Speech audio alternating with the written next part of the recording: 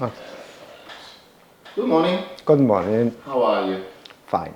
Nice to hear. Yes, Could I firstly start by just taking your name, so an identification, and your role here at IPM? Ok, thank you. Je m'appelle Dr Barakat Abdelhamid. Je suis responsable du laboratoire de séquençage génomique à l'Institut Pasteur et aussi je suis responsable du laboratoire de génomique et génétique humaine à l'Institut Pasteur. Voilà. Merci. Mon premier question. Since joining the African Pathogen Genomics Initiative, what successes best illustrate how the IPM here in Morocco has strengthened outbreak detection and response in Morocco? Ok, donc l'apport de l'initiative de CDC Africa a été très important dans notre réponse, et surtout dans un moment crucial où il y avait la pandémie du Covid-19. Donc, grâce au soutien du ministère de la Santé publique marocain et du CDC Africa via l'initiative PGA, nous avons pu rapidement répondre, séquencer et donner des réponses à la santé publique, des réponses scientifiques sur les séquences et aider le ministère à prendre des décisions sur tout ce qui se fait, l'évolution des souches et le suivi médiatique. C'est vraiment le timing était très bon et la réponse était extraordinaire parce que c'est la première fois où il y a vraiment le séquençage génomique a été compris par toutes les autorités politiques, l'importance du séquençage génomique pour trouver quels variants circulent et surtout donner la réponse, soit restreindre les voyages, éliminer le contact. Voilà. C'est cet impact qui a été très vite compris par les autorités, par le public et qui suivaient vraiment tous les variants du Covid. Et nous, ça nous a permis au laboratoire d'acquérir rapidement les infrastructures, les séquenceurs, d'acquérir rapidement ce pouvoir de séquencer et de donner des réponses utiles pour la santé publique. Et ça a été vraiment un point important dans toute la stratégie du gouvernement marocain, réponse contre le Covid. Comme vous savez, il y a eu le vaccin, il y a eu la prise en charge des tests, il y a eu beaucoup d'interventions des autorités publiques pour répondre à la crise du Covid. Perfect. My second question, could you share an example where genomic surveillance, specifically at the IPD, directly influenced a rapid public health decision or cross-border response? So like a testimonial example, I'm not sure if you've given one before, but a testimonial example of IPD's genomic surveillance in action. Ok, ça rejoint la première question. C'est vraiment la réponse du Covid, mais il y a la réponse du Covid et les effets qu'elle a eu sur la santé publique, l'effet de comment le séquençage peut être bénéfique pour les plans de santé publique au Maroc ou dans tous les pays africains. Et ça va dans la poursuite de l'initiative PGA 1, maintenant c'est 2.0, et cette initiative vise à avoir des outils de séquençage pour répondre à toutes les pandémies futures. Et c'est ce qu'on commence à faire au moins dans les régions de l'Afrique, principalement au Maroc. On est en train d'étudier la résistance antimicrobienne, on est en train d'étudier la résistance de la tuberculose, et on fait ça avec le ministère de la Santé publique pour avoir des réponses. Et on reste toujours prêt pour s'il y a d'autres pandémies pour séquencer et notre capacité à avoir des séquençages. Et notre rôle va vraiment plus loin parce que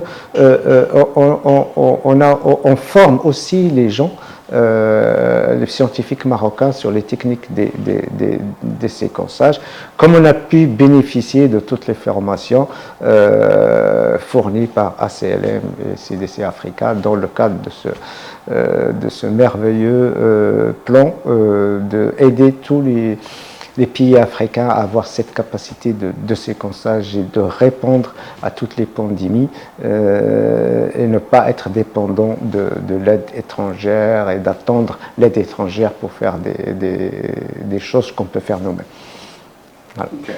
I think you mentioned a little bit about capacity, but I'm going to go a little bit deeper on that. So, in terms of the investment that PGI has made here at IPD Morocco, could you give us a little bit more information in terms of how it's rapidly changed the capacity of your local scientists that we see here, and also infrastructure, training? How has the Africa PGI initiative, with the support of ASLM and Africa CDC, raised the profile to give you long-term resilience in those specific areas of infrastructure, and training, and you can even go into the new bioinformatics lab that you're going to be holding as well. Ok, merci pour cette question parce que je suis très content de répondre à cette question parce que l'effort, l'aide du PGI et CDC Africa a été crucial et au bon moment.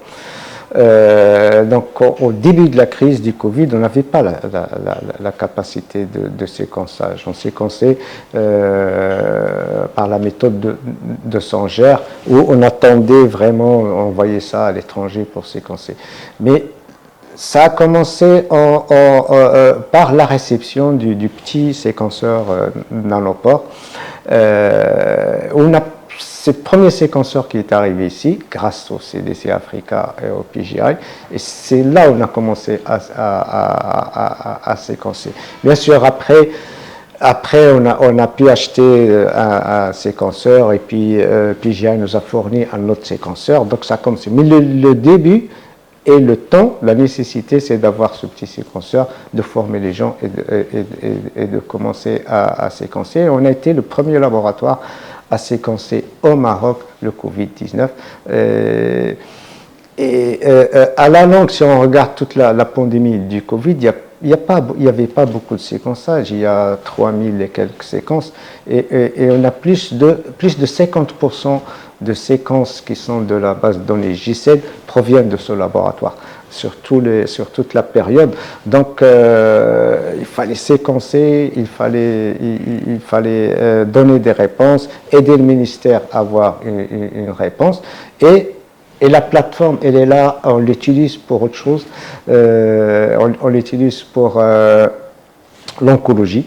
On fait du séquençage sur l'exemple du séquençage oncologie, et on fait aussi de la recherche sur les maladies génétiques, qui est un autre programme qui intéresse nos pays africains. Vraiment, c'est comment faire de la recherche sur les maladies génétiques et diagnostiquer les maladies génétiques.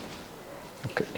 So my final question then, I guess, is looking to the future in terms of IPD Morocco, and looking at how you can build on the successes that you've actually achieved since COVID-19 and expand those activities into the One Health approach for environmental genomics. Could you give us a little bit of an overview in terms of your view for the future and how you further hope to increase your impact in terms of your genetic surveillance, in terms of the One Health approach, and in terms maybe even of your collaboration within the PGI initiative? Ok, on travaille toujours en étroite collaboration avec l'initiative PGI, avec les gens d'ASLM. On est une partie dans le programme IGS, qui est le séquençage de résistance bactérienne. On est 5 pays à travailler dessus, sur les hémocultures, pour s'attaquer à un problème de résistance bactérienne chez le nouveau-né et les petits-enfants. On a un autre programme avec le PGI sur surveillance génomique sur les eaux usées, qui est une partie très importante pour suivre les épidémies, soit au début, suivre les épidémies. On a aussi un autre programme sur la création d'une biobanque au Maroc, et il y a aussi un autre programme qui est lancé, qui est l'enseignement sur toutes les techniques de vaccinologie. Vraiment, parce qu'il y a l'autre partie du programme, c'est aider les pays africains à avoir des centres de production et lancer la recherche sur les vaccins pour que dans le futur, on peut produire les vaccins dont on a besoin. Il y a un fort demande de vaccins en Afrique, il faut répondre à tout ça. Et c'est à nous de répondre. Plus on acquiert plus on lance cette recherche, plus on fait des initiatives, on forme les gens, on va acquérir la recherche sur les vaccins, la production. Bien sûr, ces plateformes qui ont été installées servent à la surveillance. Le but de tout ça, c'est de rentrer la surveillance génomique dans le programme de santé publique. Il faut avoir accès à ces séquençages pour aider, donner une réponse à la population, réagir plus vite, prévenir et détecter plus vite. Ça, c'est les aspects là où on travaille. Bien sûr, il y a beaucoup d'obstacles, la cherté des réactifs, la formation, l'éloignement. Il y a beaucoup d'obstacles. Et puis, je voudrais remercier l'initiative PGI de nous avoir nommé à une époque critique en 2020 laboratoire d'excellence pour la recherche génomique pour le Nord-Afrique. C'est-à-dire on est là, on travaille pour le système marocain, mais on aide aussi, on a formé des scientifiques libyens ici, ils sont venus faire une formation sur la technique de séquençage, et on forme aussi nos amis en Mauritanie pour le séquençage. Plus on aide de pays, et je pense qu'on est le bon endroit pour les scientifiques parlant français, par exemple, qui trouvent des difficultés à suivre des formations en anglais, d'avoir des formations en langue française qui est plus accessible sur les parties françaises. Et aussi, je voudrais remercier aussi les autorités marocaines sur l'aide aussi qui nous prévoit l'Institut Pasteur. Il y a aussi pas mal d'initiatives dans le réseau des Instituts Pasteur.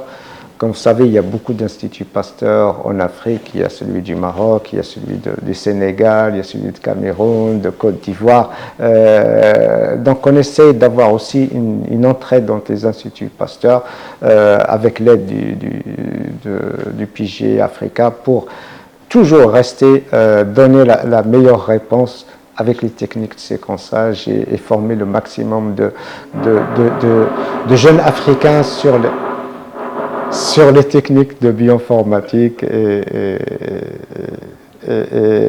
la recherche en séquençage génomique. Finally, is there anything else that you would like to add?